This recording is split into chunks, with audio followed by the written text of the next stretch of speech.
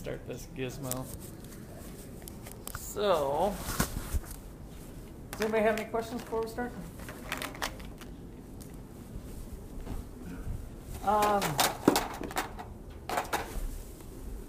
So non-bank stuff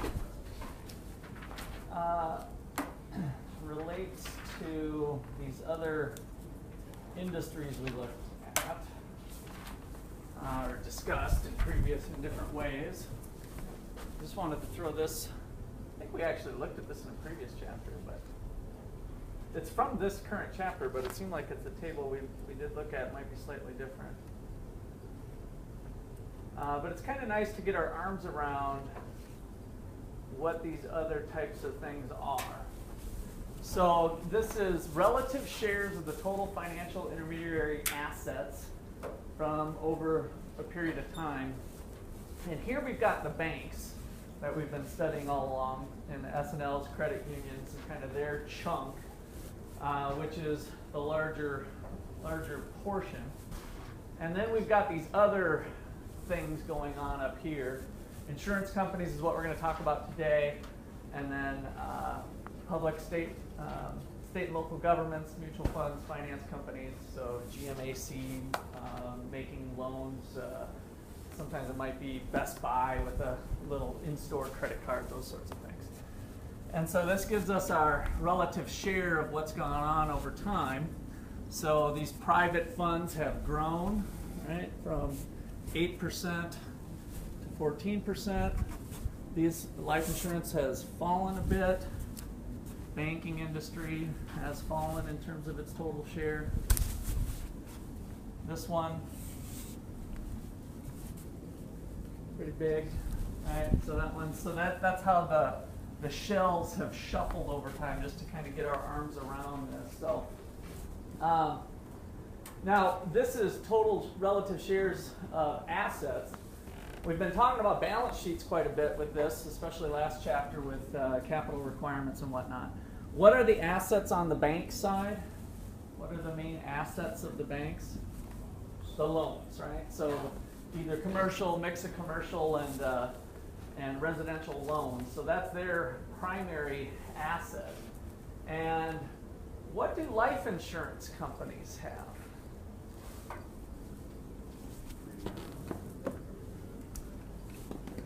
So there's premiums involved. What are the premiums? Are those the assets?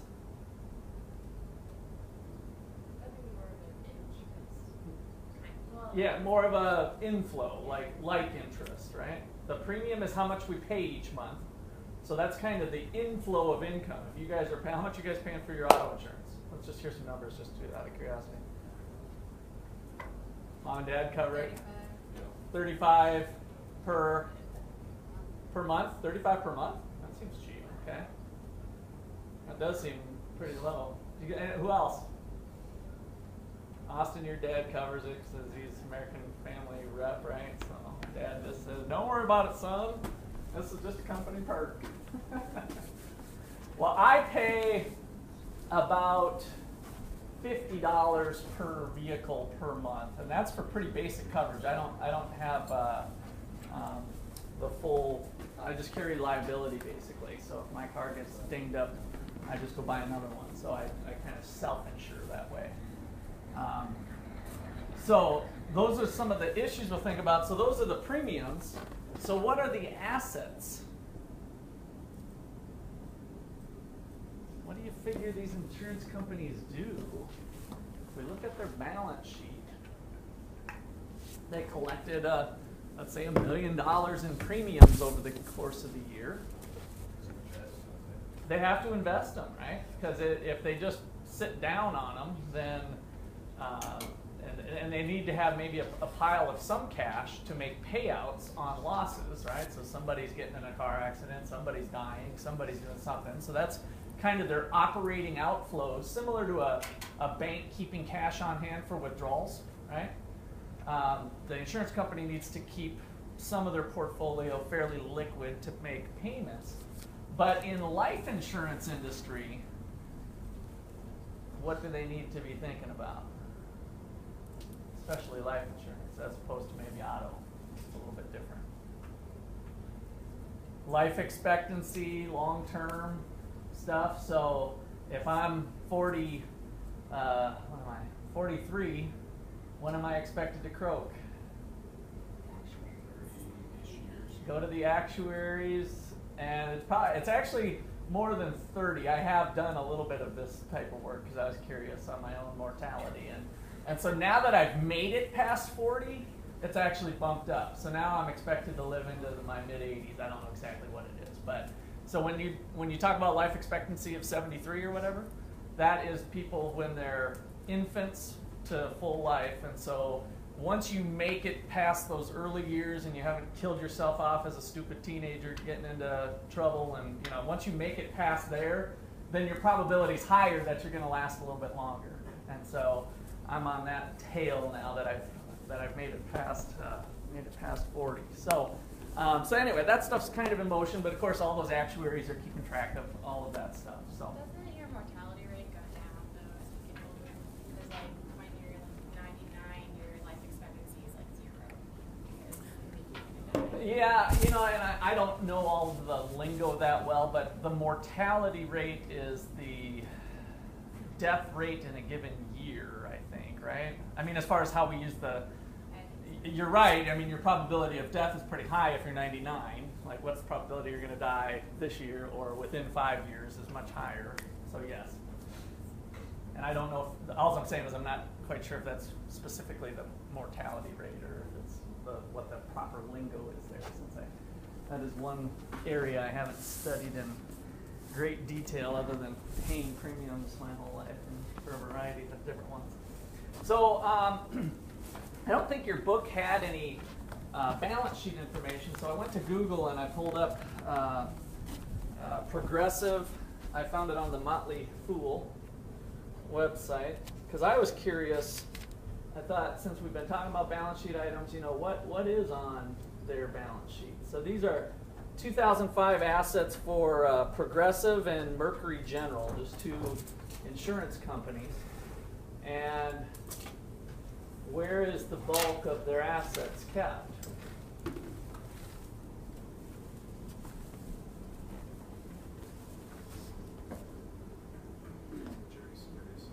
All right, that top line, right? Fixed maturity securities. So what does that mean? Just by the title and what we've been talking about in this class. Some sort of investment with, what does fixed maturity mean?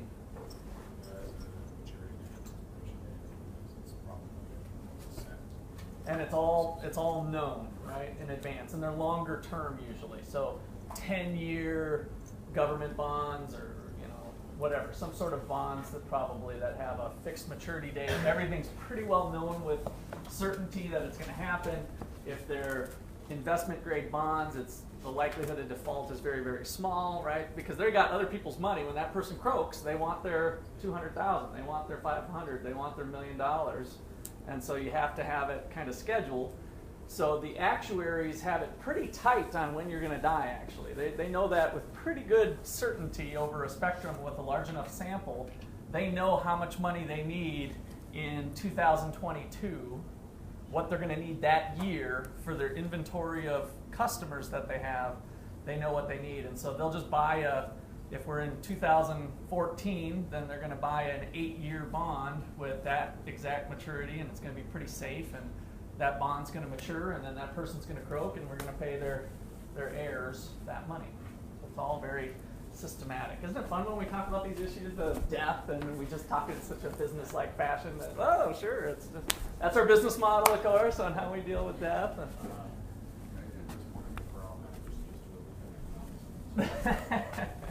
The ice cold is seeping into your veins. Is that what you're saying? All right. So they kind of did a breakdown a little broader for us in this particular sheet, and they just lumped them all together as what are investments and what is policyholder money we don't have yet. This is the Motley Fool, so they try to keep things fairly simple. What does that mean? Receivables, right? So we got accounts receivable, money on the books, accounts receivable, and then other assets. And then we really see that they are in the investment game in a big way, right? So they hold a large chunk of their assets, and that's why we talk about them in this textbook, because they're an important player in the market. All right, let's see. Liabilities and equity down here. So policyholder money we have is the big one. Shareholders' equity. Some life insurance companies are what's called mutual companies, so that in theory the policyholders own the company, kind of like a credit union works. And then other ones are just regular private corporations, so you have just normal shareholder equity. And so that's it. That's the breakdown of our insurance company. Questions on that? All right, so let's hit, I think, let me make sure I didn't have another, yeah, that was it for that. So I want to make sure we're crystal clear on something. Maybe before I do that, there was something else that kind of evolved in the marketplace over time. And since life insurance companies were in the investment business, managing their own funds, by the way, they've been really responsible. They haven't had many issues come up, so the government regulation hasn't really stepped into there. It's pretty free among the insurance companies. It's monitored by the state. And the pension funds ended up hiring them to watch their money too. So a large fraction of the assets under their control are actually the pension funds' money, where they're acting more like a money manager. And so that's another thing that these large insurance companies are doing, another aspect of their business. And then of course they'll get some sort of management fee income off of managing the pensions funds.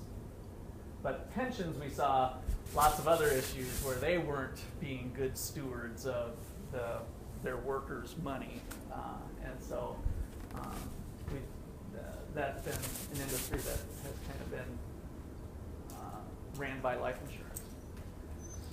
Okay. Did you make this thing? This thing?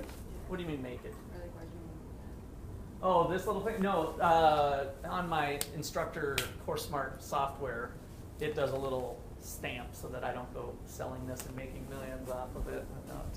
But yeah, it's kind of funny now that you mentioned it. It does make it look like I own this material. That just means I legally stole it for class. So. All right.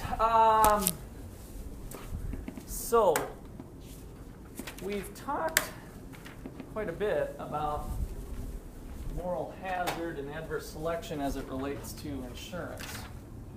And so, in the insurance industry,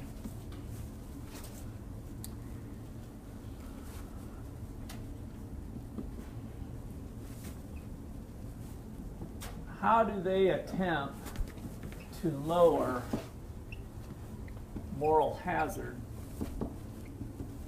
and adverse selection?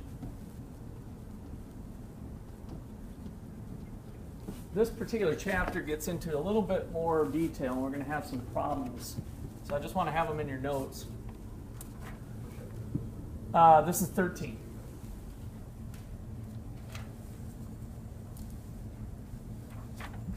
So number one, screening.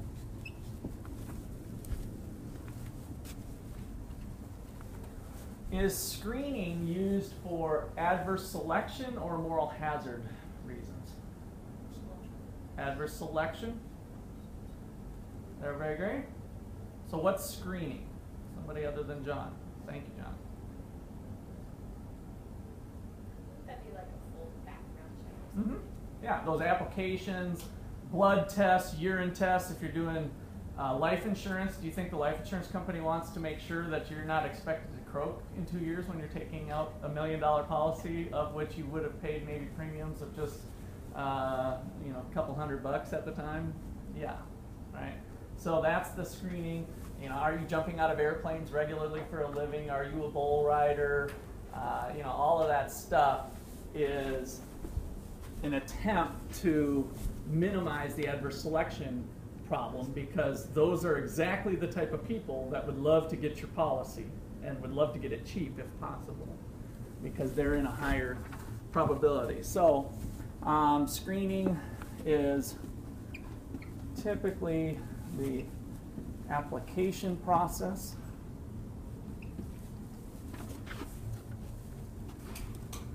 So you've got maybe some tests involved, tests and questions.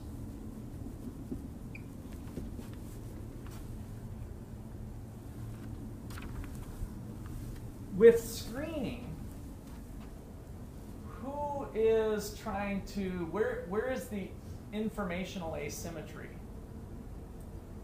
So I want to think in terms of economic terms of two agents that are partaking in a transaction. Where's the informational asymmetry? Agent has, well, we got to identify who you're talking insurance agent? Yeah. Okay, yes, the insurance company. I just wanted to be careful it wasn't who we were talking about. So the insurance company has less, right? And so they're trying to figure that out through doing a screen. Now, it's also possible to do a signal, and that's usually from the person who has more information. Now, the signal could be, the actuaries are going to do something. But let's say that the person who's getting insurance knows that they've got the A-class people and the B-class people, and the A-class people get the lowest rates, right? They fall into the highest category. If you know that you're an A-class person, but you just have these somewhat rigid screening application thing, there's nothing wrong with you volunteering information to your insurance agent or your insurance company. You're putting up what economists call a signal. Hey, I'm a good person. I run 5 miles every morning, and I compete in this and do this, or whatever, something to kind of bolster what you look at. So the thing I'm trying to drive home is that screening is the type of thing that the person with the less information does. It's also possible for the person with more information to signal to them that they want to get more, to provide them information voluntarily. So screening, this is done by agent, and maybe we should put parentheses insurance company, if you will. Done by the agent with less information.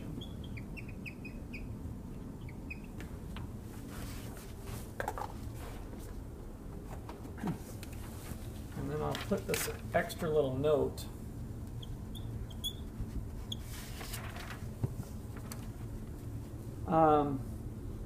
Agent with more information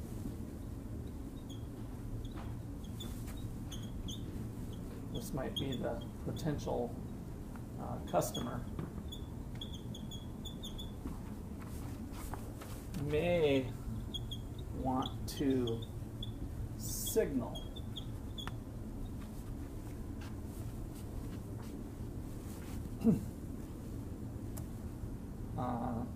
that they are good. Of course, if they're bad, they're not going to send up that signal. They're going to try to hide that. That's the whole problem with them needing to have a good screen, knowing that bad people aren't going to voluntarily signal that who they are.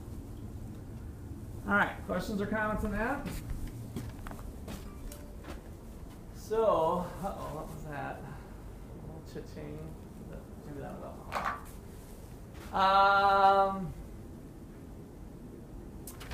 So, risk-based premiums. Number 2. Risk-based premiums.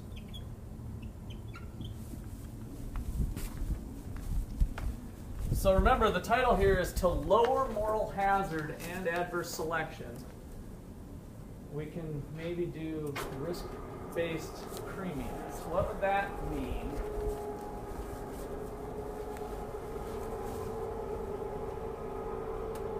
Risk-based, it pretty much reads what it is, but I want to make sure we're all on the same page. Who wants to take a stab at that? Higher risk, higher premium. Okay, so higher risk, higher premium. So through the screening process, we might be able to identify you're an A class or B class or whatever our categories are. And so if you're a higher risk, you're going to pay a higher premium. That's one way for us to minimize both, and that'd be the adverse selection problem on the side, because you know you're going to face a higher premium if you are that risky person. So risk-based premiums, higher risk, higher premiums.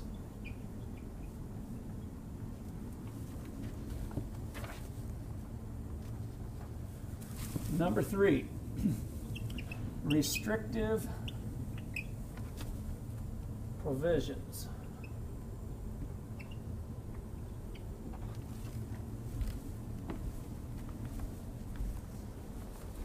What would be going on with restrictive provisions? Okay, eliminate, yeah, help eliminate moral hazard. In what way? Restricting like certain activities that people can participate in after they Right. So we're going to actually tell you how to live your life, which a lot of people don't want to hear, right? And so if a person doesn't like those restrictive provisions, what are they going to do? Are they trapped? Go elsewhere, right? So then you just start shopping around if you're not comfortable with that. So from a company's perspective, they would love to maybe, in theory, load you up with a whole bunch of this is how you're going to live your life, and this is the safe life, and trust me, it's a good one to live. You'll have fun. You can really have fun playing checkers on Friday night instead of going out and whooping it up, right? So I'm gonna list it out, but the trade-off is their business might suffer because us Americans especially enjoy our freedom, and so you start restricting us, and we're going to say bye-bye and go to the next insurance company that doesn't have all those rules. So these might be basically rules that limit certain activities.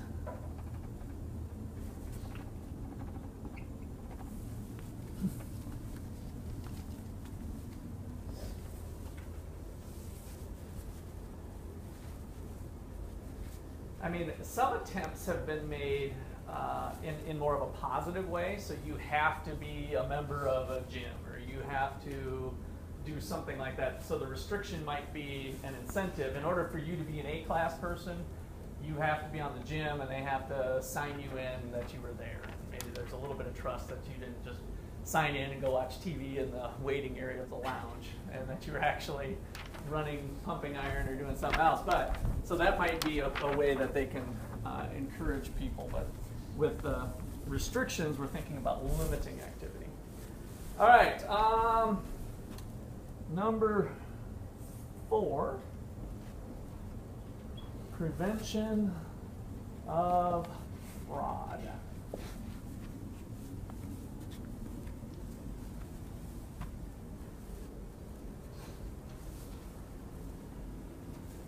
Now, how would the insurance company do this?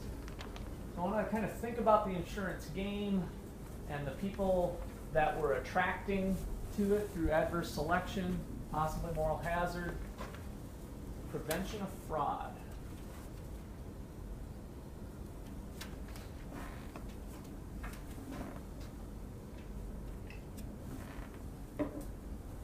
Let's see, who haven't we heard from? Katie, you want to take a stab at this? We might have heard from you, but that's okay. Well, obviously they have the incentive to lie. Okay. They are a risky person, their incentive's going to be higher to lie than if they're a less risky person. Okay, so you're thinking on the screening end of that they might be lying. Yeah. Okay, and so how would the insurance company, let me just run with that for a sec. What would be something the insurance company would have in place to prevent that? Lie detector test. Lie detector test, maybe. Yeah, I don't think they usually do too many lies. What else can we do besides the lie detector test? Monitoring, right?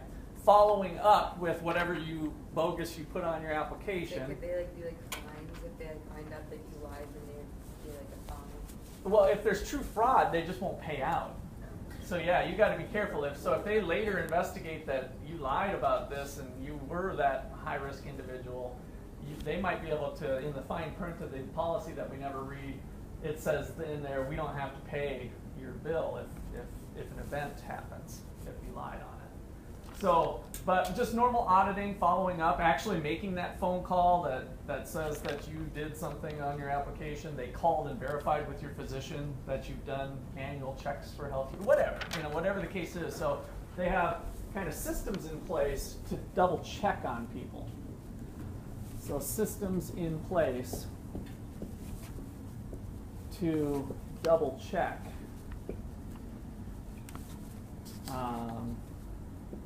what is claimed.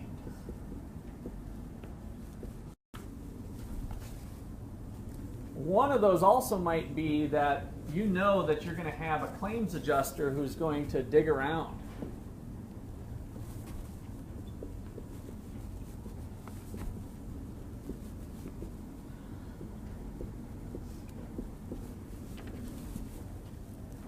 So generally, hey, I got in an accident. My car was totaled. Trust me. Here's a picture. Just send me the check. I know I'm covered for $3,500. Just send it to me. The insurance company doesn't just sign the check and send it off typically. Some of their higher value customers, some of the companies do kind of claim that if you've got a good record and you've proven yourself trustworthy, it'll lead to lower premiums and maybe a little bit easier service in terms of making a claim. Okay, but you got to have something in place so that we know it'll reduce moral hazard once you're under contract. If you know that you're going to get an investigation, that somebody's going to check in to make sure that whatever you said happened actually happened and what the details of what happened. Maybe there's a police report, there's other things to look at. How that fire started, whether are we suspecting arson or not. It seems kind of funny that the place just blew up on Saturday night and you happen to be in big financial trouble. All kinds of stuff. All right, number 5. They can cancel your policy. Cancellation of insurance. I had this happen on I guess to be honest with you, kind of a piece of property that I had that was a trailer on a lot. It wasn't in a trailer court, but it was a trailer. And at one point, the first insurance company I had, they just sent a letter and said, sorry, we're not covering trailers anymore. They just thought it was too risky. And I had paid all my bills, I've been a good customer, whatever. They set the rates, but they have the right to just drop you if you're not, after your whatever the contract period is. So don't assume that that can just continue on. And I think there's been other cases in history with people getting dropped because of health reasons maybe, or not being able to get it, but that they've tried to clean up some of those issues. But cancellation is a possibility. Okay, deductibles.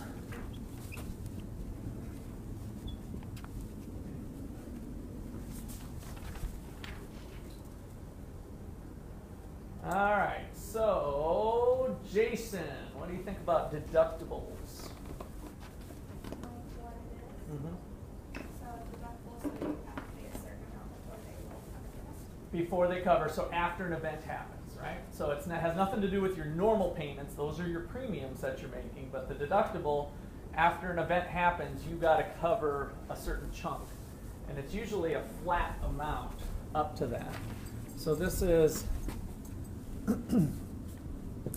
an amount of funds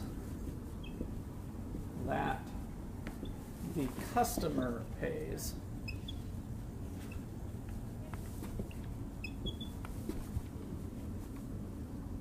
after an event occurs.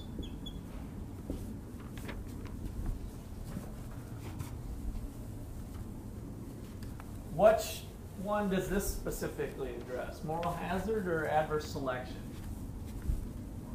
Moral hazard. It kind of tackles more of moral hazard after the fact. Oh, I don't have to, I'm just going to go use the doctor's office because I don't have to pay anything. It's free every visit.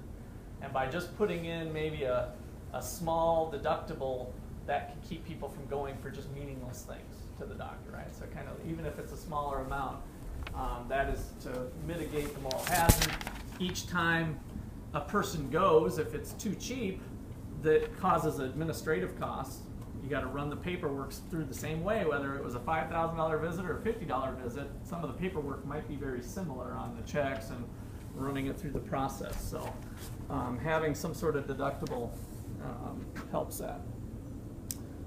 Okay, number 7 is co-insurance.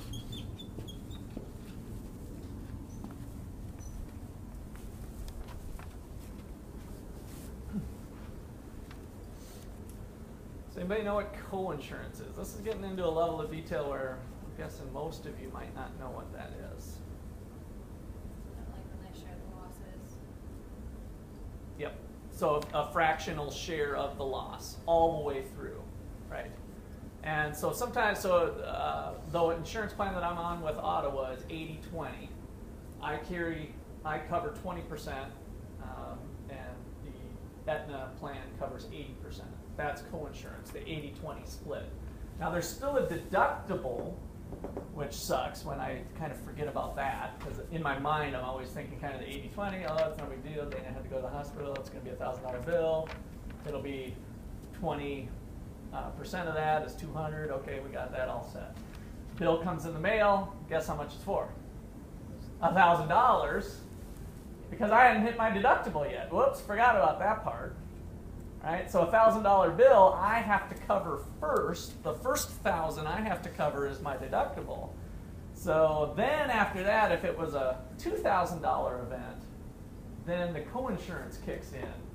I would have my deductible fully covered, and then the next $1,000 I'd cover the $200. So it cost me a total of $1,200 if I had a $1,000 deductible with 80-20 coinsurance.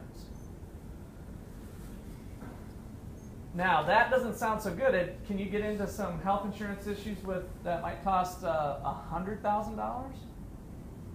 And so what's the other element that's often added to the coinsurance bit? You mean like someone goes in for open heart surgery? Yeah, exactly. Yep, boom, heart attack. We need double, triple, whatever surgery, and we have an 80-20 policy. And it ends up being, let's say, a $100,000 deal. Well, then you're stuck paying the 20%, and that's going to be massive. Right, it'd be a massive hit, right? And so there is something that is typical with most policies, and that's the maximum out of pocket. So now what we'll say is we got a $1,000 policy that's 80-20 up to a maximum out of pocket of $3,000 or something like that. So those events are pretty unlikely, and so the premiums, of course, are all set by that, so we don't run into those $100,000 events very often. It's unlikely, but it's always possible that we'll get there, and so everybody on the plan has the maximum out of pocket of whatever that number is, and so that's a way to hedge against that risk that we have, or that you might have. All right, so coinsurance is a fractional split of the loss after, I'll just put on here, after deductible is met.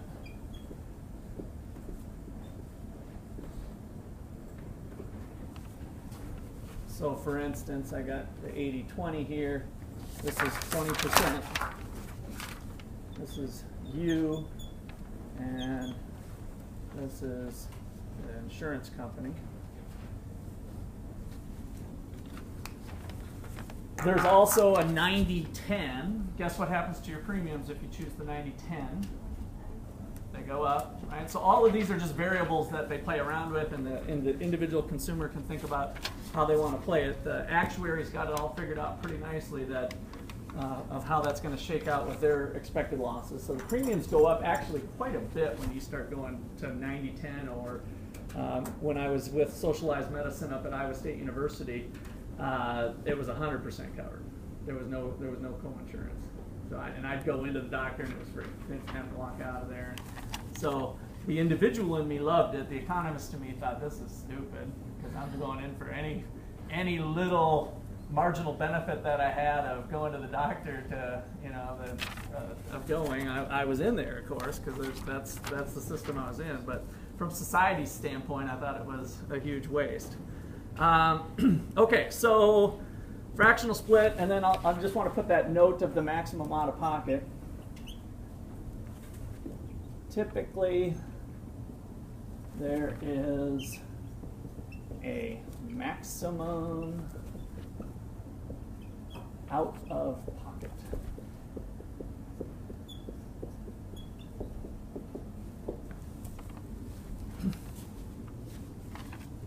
And that includes, by the way, your deductible. So I know that going into a given year, my exposure, I think I'm at 3,000 with Ottawa for the family. Each individual is like 1,200, and maybe it's 2,500 maximum out of pocket. But that includes this deductible too. So once you hit that, and then you hit 80/20, if that climbs up to being 2,500, no more bills. That's all covered by the insurance. Okay, any questions there? All right. And then limits is an important one. Limits on the amounts of insurance. So there might be $1 million limit. So for example, the company will only pay $1 million. So the company knows that their maximum that they're going to get stung with is $1 million on an individual. Question. Yep. Can they do, like, because, okay, in a co-insured situation, I was thinking the open heart thing, they have a maximum out of pocket for the individual. Can they also do a limit on the amount that they're going to cover? Because that's really... That is what it is. That's right. But it's usually very high. So it's going to cover almost any procedure or whatever. If it gets up to $1 million, any sort of procedure is basically covered on that time. But and then lower limits, of course, would be lower premiums. And I'm kind of using healthcare, but these are the variables that can be looked at with any sort of insurance. If we start looking at auto or other home insurance, fire, property and casualty. Okay. Is that like total for the year, or is that? It's for the event. Oh, so it's for each event. Yeah. And so if you have something that ends up having longer term care, that you're getting something done for the next 3 years or whatever, chemotherapy or something, then it'll be for that event. And then would that be something that in the screening they would say, like if you have a history of breast cancer in your family or something like that? Yep, that's possible. And so I think you can, everything's negotiable potentially, so they'll have a plan that you could carve that aspect out and your premiums won't reflect that. But that's getting a little beyond my expertise with insurance, and then you just shop around for companies that will or whatever. I know this sounds like this is like the evil side of it. Do like hospitals and insurance companies work together? And sometimes when people are trying to get a deductible like year in, and they have like a underlying policy within the hospital and insurance company that they cover or whatever. Yeah. That's kind of a loaded question. Were you here when I brought up my insurance thing? I actually brought my insurance story. I can't remember what day I did that on. It was Wednesday or? Yeah. I was here. It was like one day. Okay, so I had a $200 bill that got reduced. Anyway, that had to deal a little bit with deductibles because her policy was, and this was kind of internal, she felt like she didn't use the word legal or ethical or whatever, but she reduced my bill by $56, knowing that that deductible fell on last year's stuff. And so I owed the bill for 2015 and it was 2014. Otherwise, she said, oh, we can get in trouble for doing stuff like that, is what she commented, which probably would just mean I would have to go back to my insurance company. So if the hospital reduces the bill after their deal had been paid up, the company paid their fraction or whatever, and then just wiped it out for the individual, apparently there's some laws that they're not supposed to be doing stuff like And I that. asked because my friend needed brain surgery. Yeah. Well, she got it, but they were trying to schedule it in December to meet their deductible for that year, but instead the doctor went on vacation and it is the first of January. Oh, So I was curious. and so then they got hit with another Oh, yeah. deductible. Yeah, that's too bad. But yeah, you definitely have that going on. So anytime when we've had a few events with something coming up, we tried to time it like, okay, let's get in there and do it. All right, I want to jump into this Allison video. So the introduction in chapter 1 is due for Wednesday, and we'll have a discussion. What is it? This is the new book, The Financial Crisis. Have whatever. What the heck happened to my... Do you have a 1 second thing afterward? Yes, it's on Blackboard. So if you scroll down to the bottom in Blackboard, So it's introduction and chapter 1, right? yeah, which is actually very short. So Yeah, and just read them or post. post, read and post, do an initial post. And I changed the questions up a little bit. You'll have to look on there. I want to get this started. This is John Allison here. This is just a little video.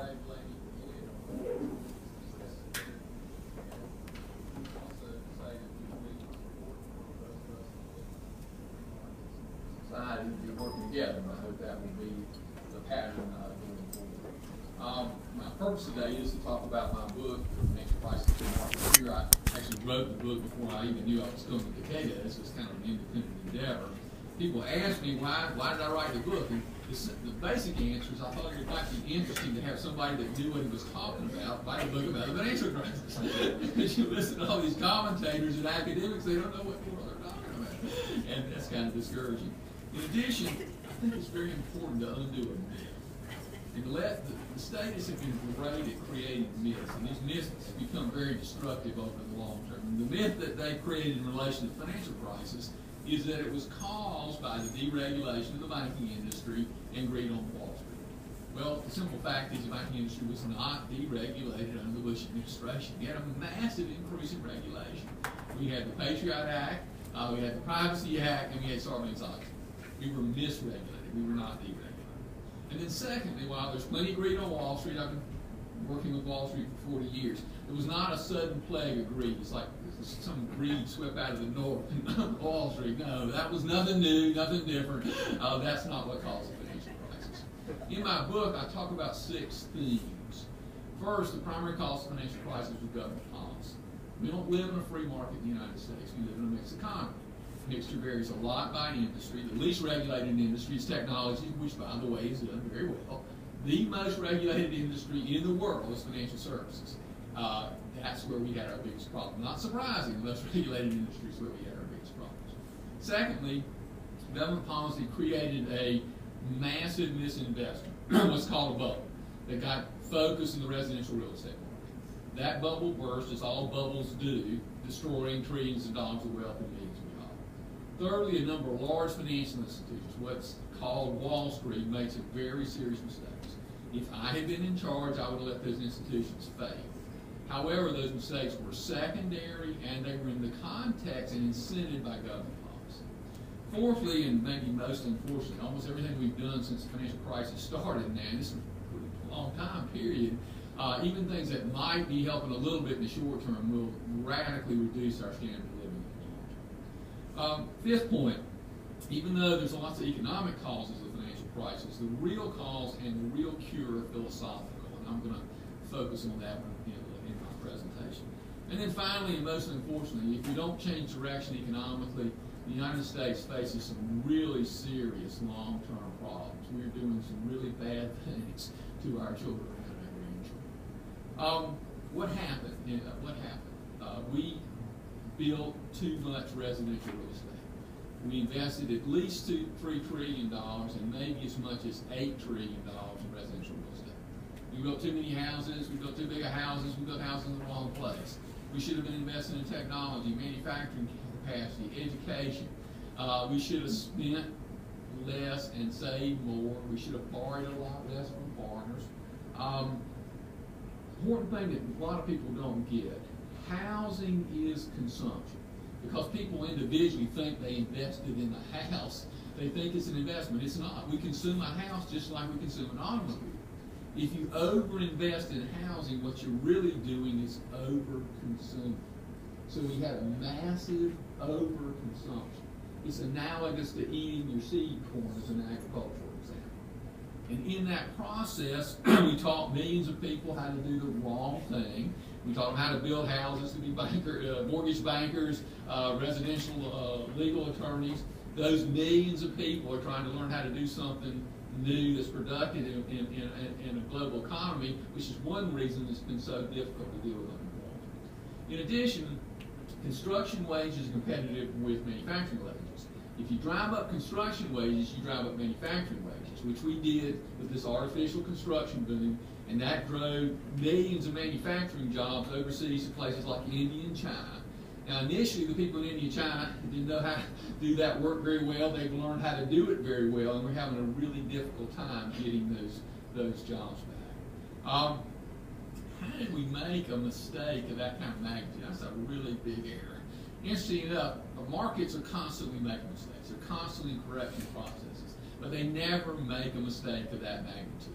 It takes government policy to create that kind of mistake. In this case, the three big culprits are the Federal Reserve, the FDIC, and government housing policy.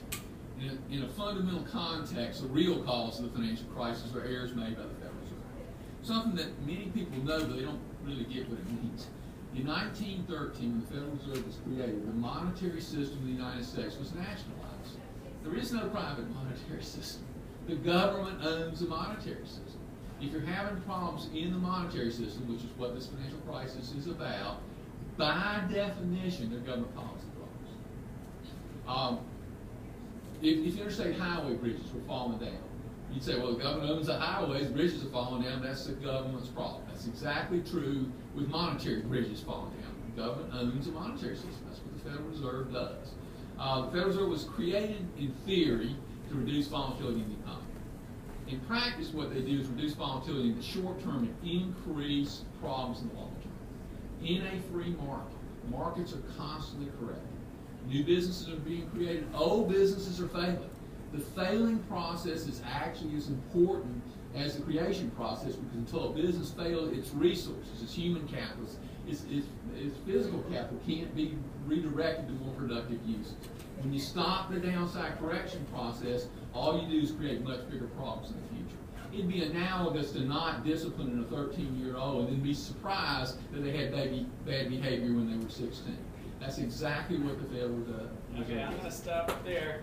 I wanted to give you guys his voice because I found it when I listened to him at the conference. Now when you read the book, you're going to hear that southern accent come through, and it kind of made it more enjoyable, I think, for me.